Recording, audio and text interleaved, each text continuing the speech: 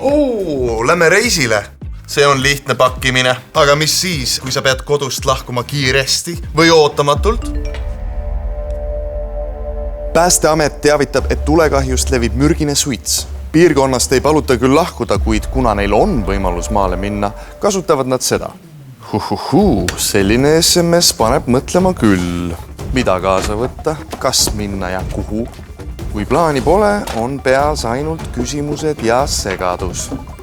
Tundub tuttav, eks? Evakuatsiooni nimekiri on umbes nagu suveks treenimine. Kõik teavad, et seda peaks tegema, aga Eesti suvi, see tuleb ju alati nii ootamatult.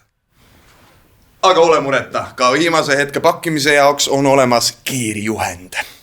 See on sinu evakuatsiooni nimekiri. Ja unusta hinnaline maal.